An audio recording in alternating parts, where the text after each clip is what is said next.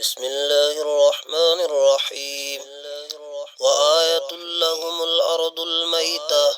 أحييناها وأخرجنا منها حبا فمنه يأكلون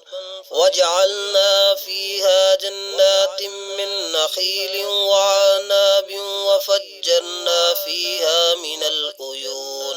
ليأكلوا من ثمره وما عملته أيديهم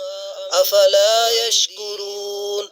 سبحان الذي خلق الأزواج كلها مما تنبت الأرض ومن أنفسهم ومما لا يعلمون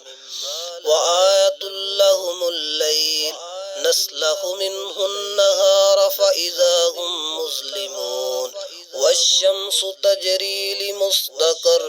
لها ذلك تقدير العزيز العليم والقمر قدرناه منازل حتى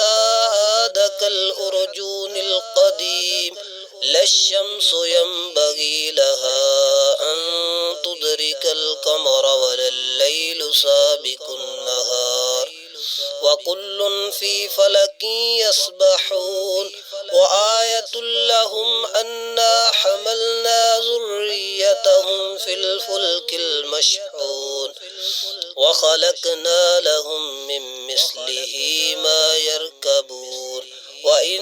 نشأ نغرقهم فلا صريخ لهم ولا هم ينقذون إلا رحمة منا ومتاعا إلى حين وإذا قيل لهم اتقوا ما بين أيديكم وما خلفكم لعلكم ترحمون وما تأتيهم من آيات ربهم إلا كانوا عنها معرضين وإذا قيل لهم أنفقوا مما رزقكم الله قال الذين كفروا للذين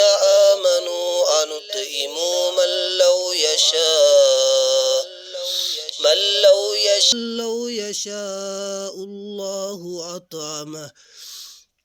إن أنتم إلا في ضلال مبين ويقولون متى هذا الوعد إن كنتم صادقين ما ينظرون إلا صيحة